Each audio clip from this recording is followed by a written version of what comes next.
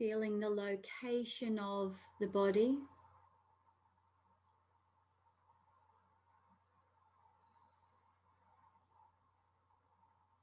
The connection to the seat. Perhaps the feet on the floor.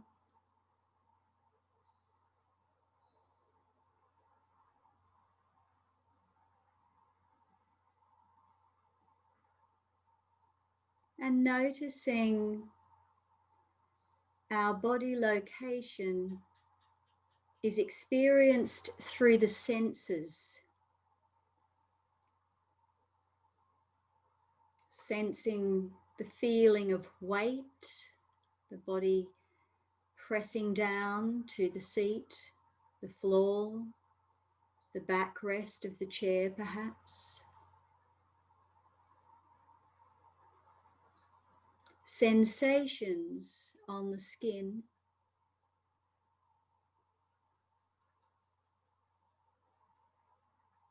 Perhaps the sensation of the tongue in the mouth.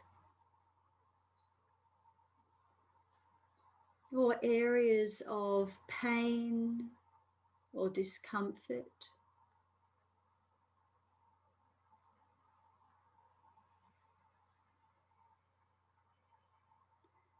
Noticing the sense of sound.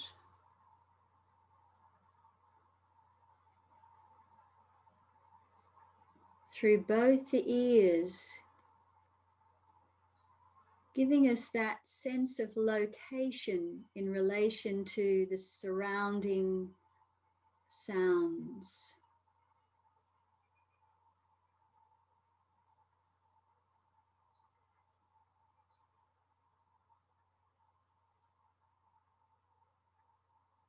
Awareness of the sense of taste.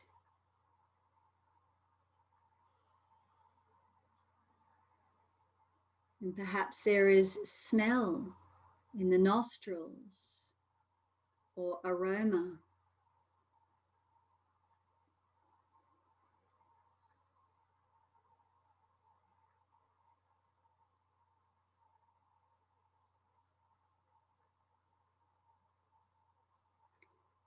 We can feel through this sense of inner touch of the outer layer of the skin, where perhaps the air touches that outer layer, or the clothing, giving a sense of a boundary to this physical presence.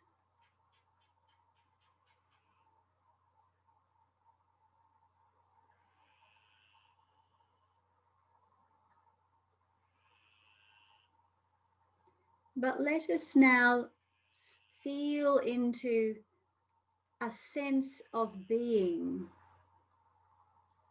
which is beyond our normal 5 senses.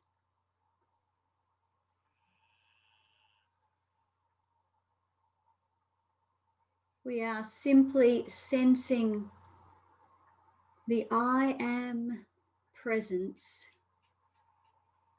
knowing that I am present, but I am not limited to any location or physicality.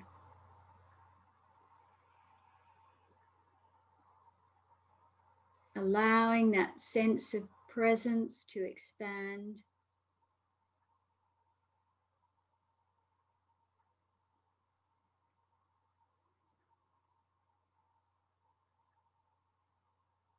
The ground of being, of consciousness without an object.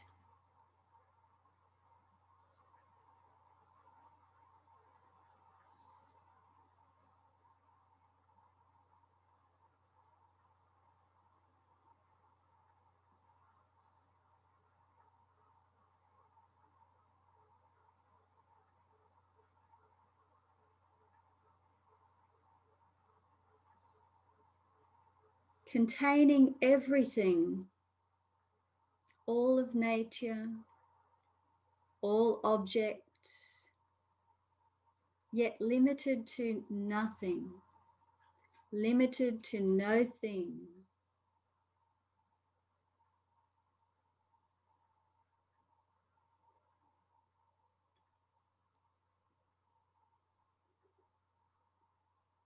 It is the unchanging, alive presence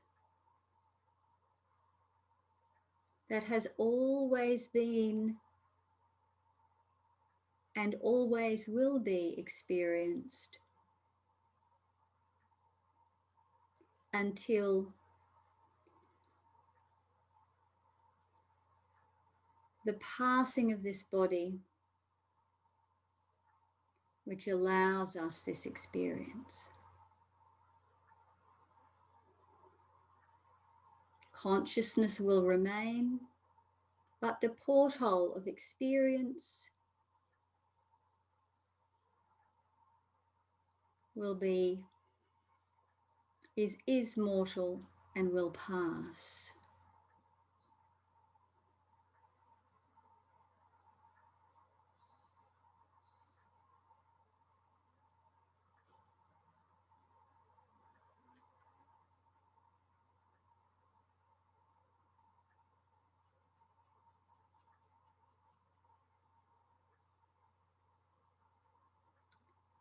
And as we rest in this sense of being, mind fades, thought can arise and pass, but it is not the object of awareness. All objects, all subjects blend into that one sense of being.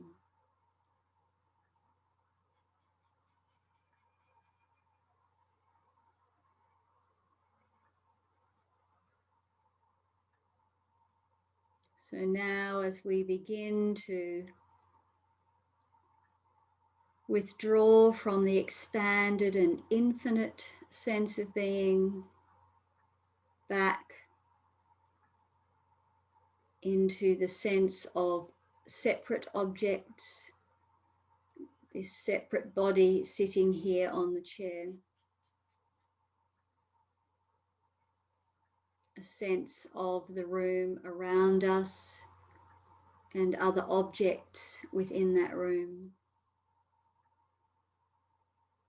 And we localize our awareness again back into this duality, this dual experience where we are as a body now. Feeling the seat, sensing the skin barrier, feeling the weight of the body pressing down to the floor, the chair.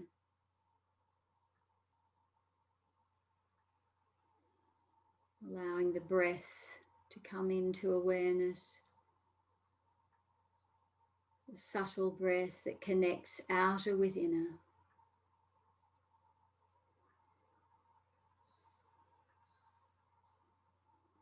And take a deeper breath in and out.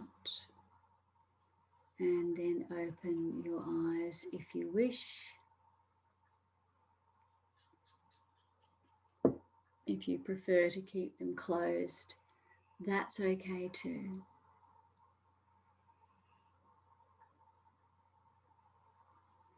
So here we are in Satsang again,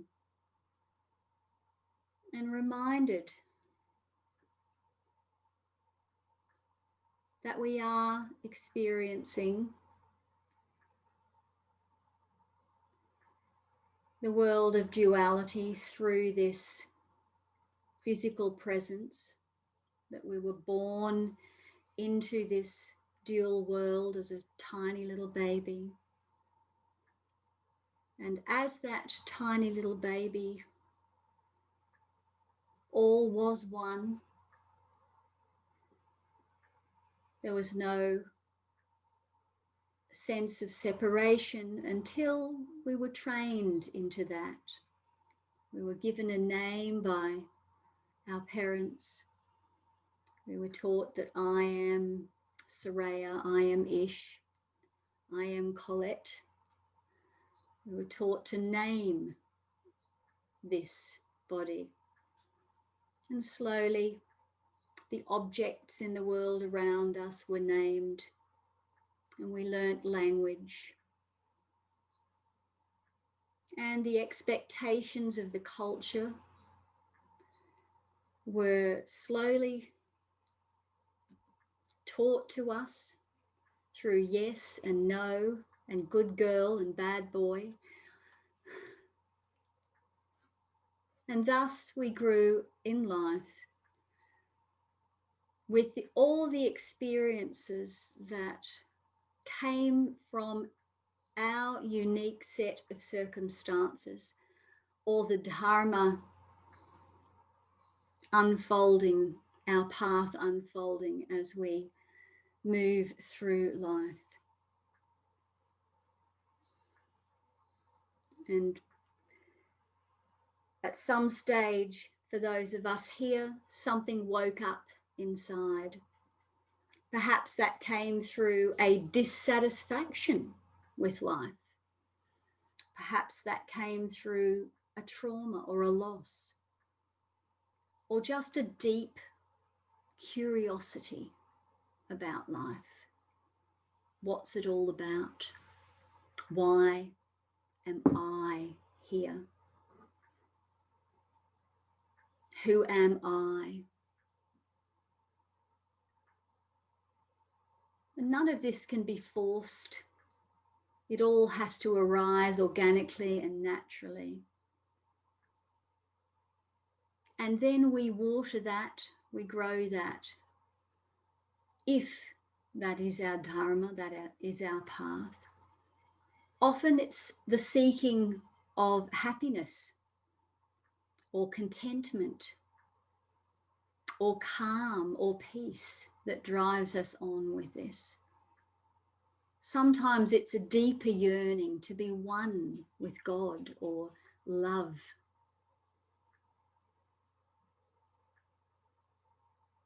For we know that in this physicality, in the world of duality, we have a very short dance upon the earth. 60 to maybe 90, if we're lucky, 100 years.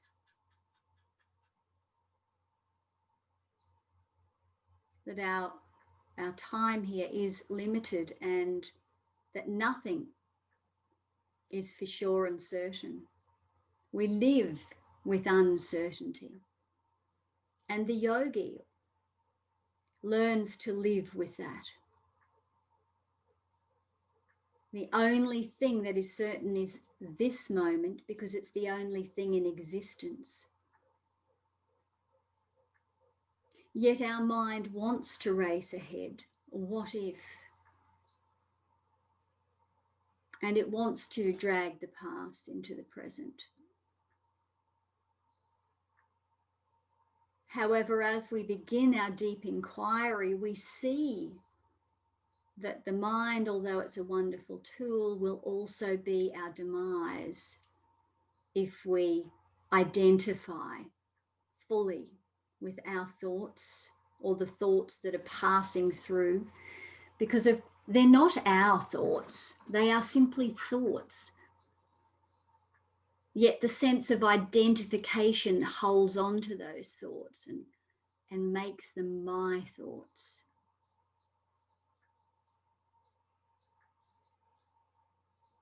And that's when we start to get lost in mine and yours.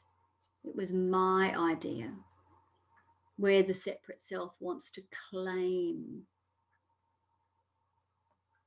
the fame.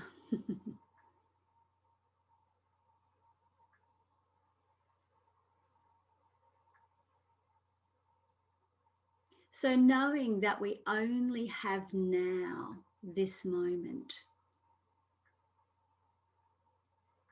yet Also knowing how incredibly powerful this moment is, how full to overflowing it is, how that all of consciousness, the infinite, expansive consciousness is all here right now, ever available, with all that potentiality and that energy and that vibration. And that I am that, and that I am. Yet still, we humans struggle with self-love and self-condemnation, don't we? We still struggle with doubt.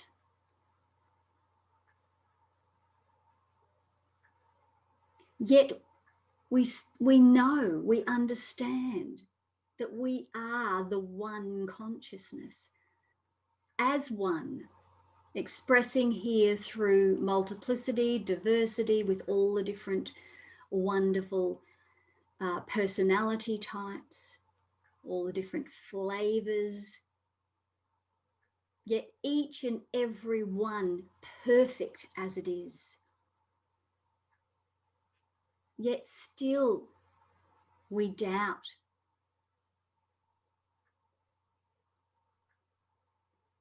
We hold on to self-harming thoughts. We often feed self-harming thoughts.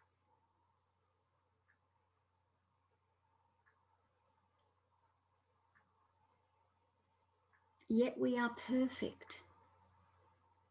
All we're expected to do is to be fully present in the moment, as it is, as love, as acceptance, that this is enough.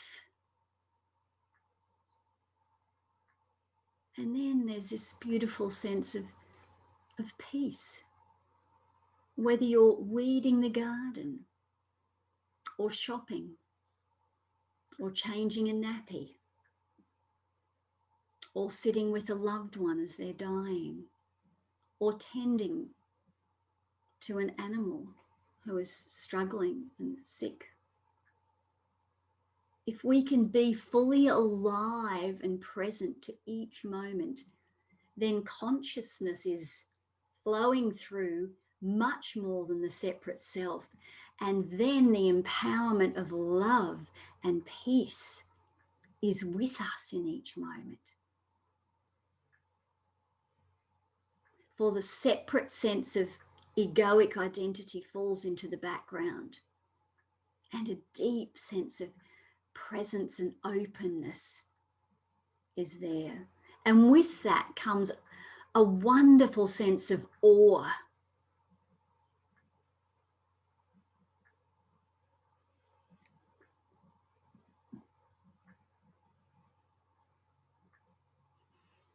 And it is that awe, that amazement at the unfolding of each moment, particularly when we can see that in nature.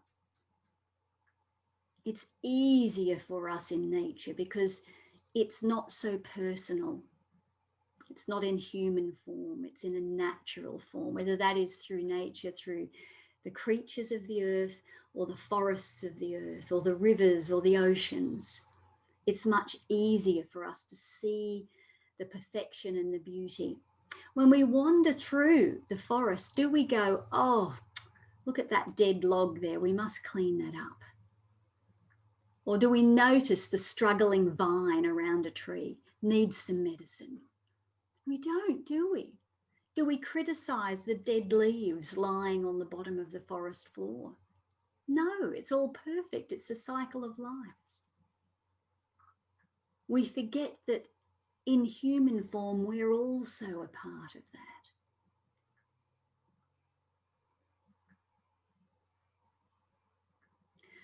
So I'll leave you just with those few thoughts and pass over to you now and see if perhaps something was prompted there, or you have something to share or express or ask.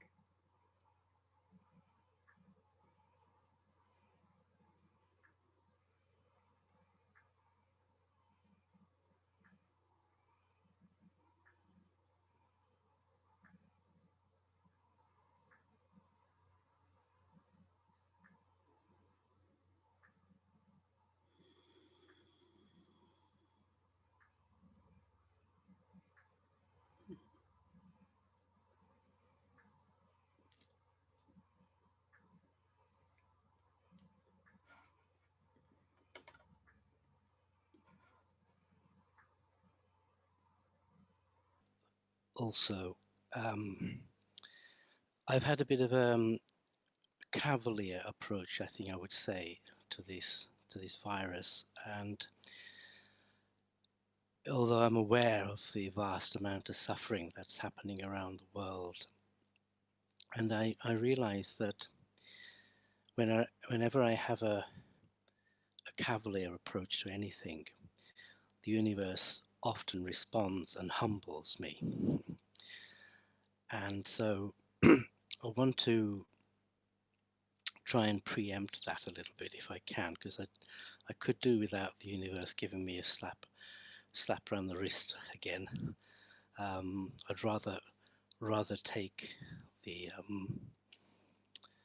I don't know, try and be open a bit more to what the universe has to share. And I wondered whether when I feel something like in the presence of some people, I can feel sort of uplifted and inspired, and in other cases I can feel like I'm just completely worthless. I wonder if there's some kind of wisdom around that you could share, please.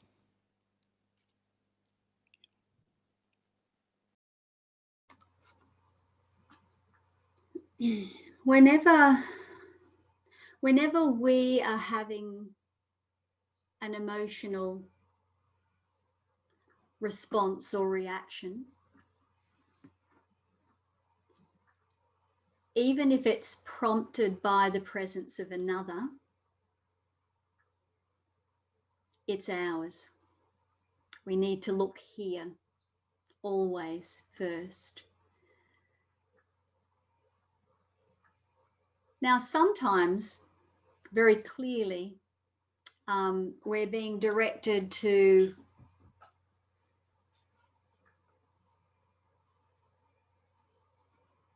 shift, as in be in the presence of others. For instance, if I walked into a pub right now where everyone was drinking and there was a lot of foul language, etc., that wouldn't feel coherent and balanced and harmonized. It wouldn't create a feeling of harmony for me. So I would remove myself from that.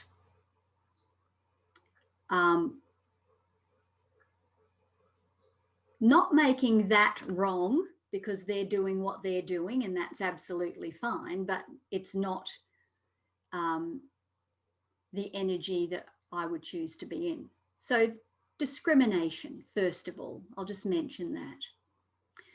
But if someone is in our life and we want that person in our life, and that person is going to be showing up in our life, could even be our partner, it could be, someone in the family, and in that person's presence you feel belittled or less than, but they've been placed in your life in a prominent position or in a position where it's unavoidable, then always look here.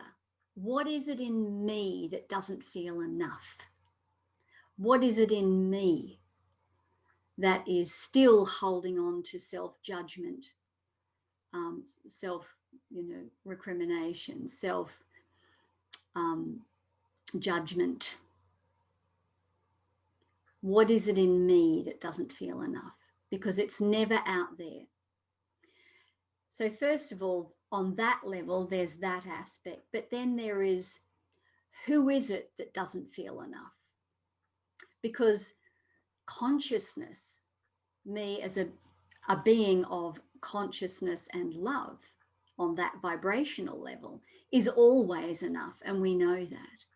It is only the separate self with the patterns that are running that will ever feel not enough. If we are coming from the place of real openness, where consciousness is flowing here and there's no attachment to how the separate I should be, should look, should, what the separate self should know, what knowledge should be there, all those things. That's all patterning on the separate self. However, that is very helpful because it's showing you very clearly that patterning. If someone is if you're being triggered, that's a pointer to the patterning that's there that needs to be seen through. And only when that patterning can be seen as clear as day, then its power falls away, it just melts away, and greater consciousness comes through. And that's what we were talking about last week, polishing the mirror so that consciousness is reflected beautifully. And the polishing of that mirror is the dropping of the samskaras and impressions and the patterns that cloud it, that cover it, that are the dirt and the grime that cover the shining through of consciousness clearly here. Hopefully that is helpful, Girish. Yes, yes, it does help. Thank you. And if there is any work to be done, this is the work. This is ongoing, because as soon as, the old mind will come in and go, oh, I'm there, I'm it. And then something will happen and it will just set off all those fears or patterns of reaction again. And you'll go, okay, there's still a little bit of acceptance to be done here. And of course, one of the biggest ones is our mortality, and the mortality of those we love and we care about. And not just in human form, but in animal form, in plant form. We can trees as well, great sentient standing beings that we have grown to love, and to see them go. We see sometimes where 100 people will form a ring around a tree or climb into a tree to try and save it from bulldozers. We do everything we can to keep our loved ones healthy and alive. Yet we know that we are mortal, and that the fleshly self that we have come to identify with, and that we can experience all of this through, is limited, And the older we get, the more I think we tend to be aware of our mortality. And of course, our loved ones are getting older as well. And that, shows us how we are lovingly attached to the people who we've become close to in our life. And that's okay. That's absolutely okay. But it is beautiful also when we can get to a point where we can say goodbye, knowing that they're just rebirthing to another realm, and that the final passing through what we call fleshly death is a sacred thing, because we're shedding that body that we have known and loved, and that face that we have known and loved. And with that, because we are here having a human experience and we are emotional beings, there will be a sense of loss and sadness and grief until there's not. Sometimes it can even be a relief. I know when I sat with my mother as she was dying, it was a great relief when she passed, and seeing her lying there, her body lying there completely lifeless. We spent time with her after she had passed, and she was no longer there, and her body had suffered enough. And to see that body, which was showing all the signs of disease and suffering, it was a relief to know that physical suffering had come to an end, and that she had been freed back into expansive consciousness. So just as birth can be bittersweet sometimes, death can be bittersweet too. But it is something to really be able to be with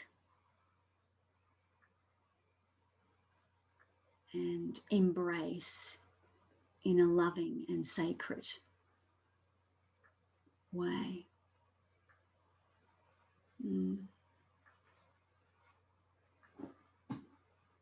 It's a tricky one, using the mind to come to terms with, when you mentioned, for example, the suffering that your mum went through, to in our humanness be able to accept that suffering is perfect. Would you like to expand on that notion a little bit?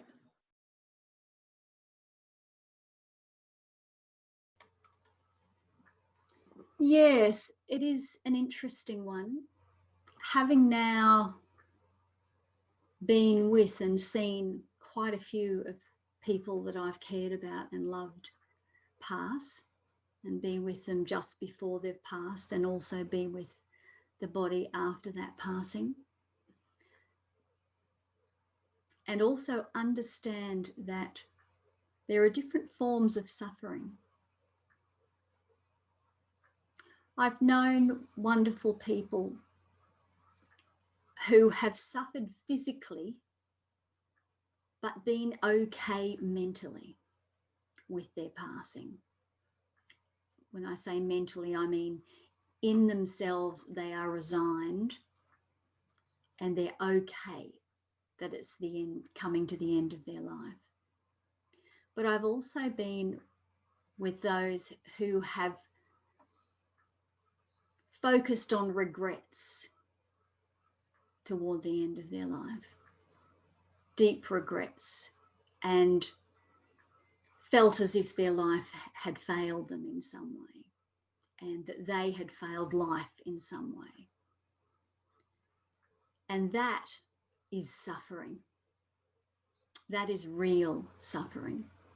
When someone comes to the end of their life and knowing that they're going to die, feel as if their life has been a life of suffering because of choices that they've made. Now, on a higher plane, of course, the suffering is only the attachment to the thought that it should have been different. But if that is the attachment that they have made to that particular resistance, then that's a sad thing to see someone come to the end of their life with that sort of resentment and bitterness and regret. That's a very sad thing. But I've also seen people pass who have had a great life and have been happy with their life and know that they're dying. My mother had a good life. She had been happy with her life, but she was pissed off she had to suffer so much at the end because modern medicine was hell-bent on keeping that frail, deteriorating little body alive because of its policies, when she just knew there was no way back and she just wanted to go. That's another challenging aspect of dying in our human world as it is at the moment. For me personally, I hope when it comes my time that I can embrace it and die in peace. Let this body die in peace. But we don't know till we're there. And there's no judgment. There's no right or wrong. There's just more peaceful and less peaceful. But to hold that space while someone's dying is a great honour, whether they're at peace or not at peace. And Sarah shared that with us last year with her father, didn't she? And just holding that space for them to be whatever they are, with love, is enough for us as the ones holding that space. But as we often talk about here, suffering, challenges will always happen. There will be physical pain in life. We can't avoid it. There will be physical pain. But suffering is optional.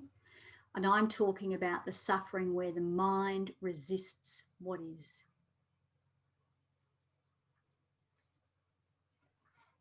So I hope that helps, Kathy. Where the mind resists what's happening. We can have a headache and we can go, I have a headache. I can just be with this and relax as much as I can into this.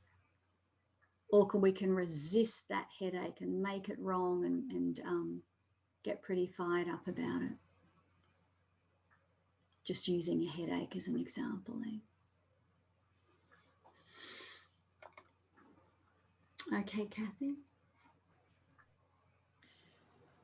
You wonder if we as humans allow physical suffering to go on too long, and thus the notion of euthanasia that gets debated. Yes, it does, and it will get debated. And some will think one way and some will think the other way. And we don't know unless we're in that experience. So we won't go into that debate. But that wherever there's a choice, the mind will make a debate. Absolutely. Did you want to share anything, Colette or Sebastian? Yeah, no, I just, it's really helpful being here this morning, because it's all connected to the experience of the moment for me, and to, yeah, the meditation was beautiful, the teaching was beautiful. I feel deeply connected here this morning, and with death as well, because I also sat with my mother while she passed, and it was the most wonderful experience to be with her before, during, and after. And just what how you spoke about sort of passing through and going to the next stage, and it's important for me to kind of really connect with that in relation to my sister just now. So I'm just very grateful for everything that has been said, because it's all deeply relevant to how I'm experiencing life at the moment. Thank you.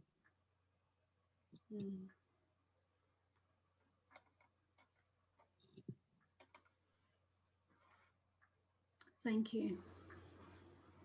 Yeah. powerful times.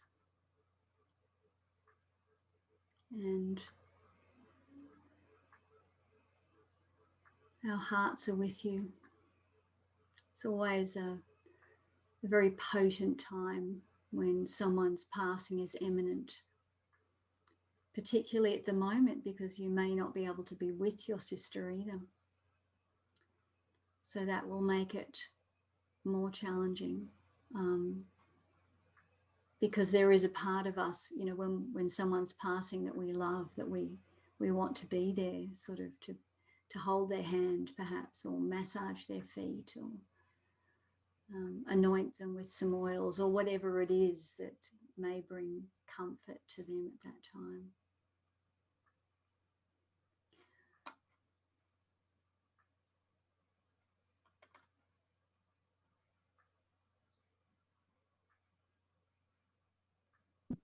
Yes, but while you were speaking, what I was very much aware of is that I can be with her at a different level.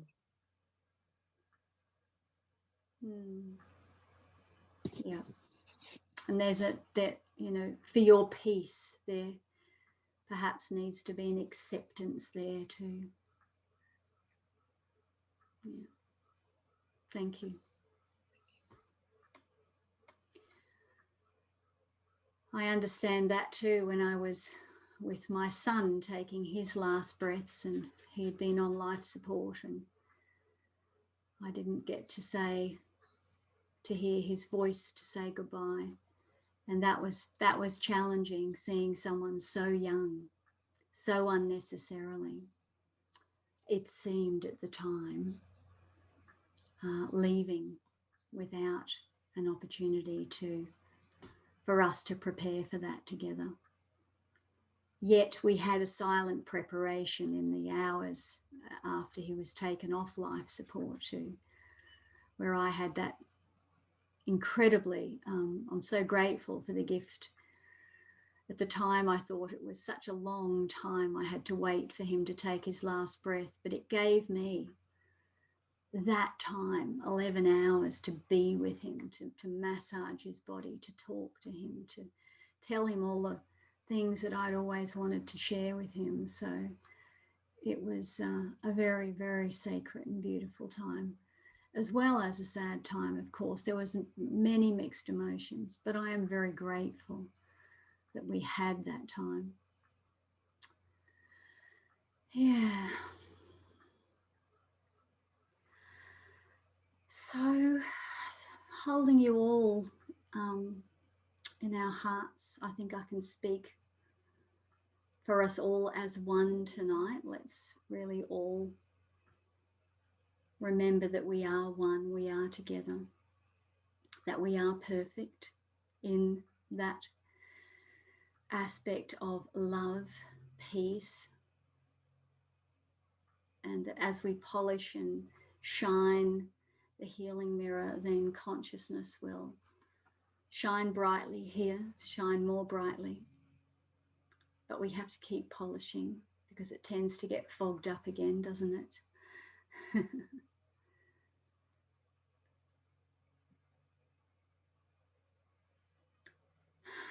So being all that it is, we'll say goodbye with lots of love.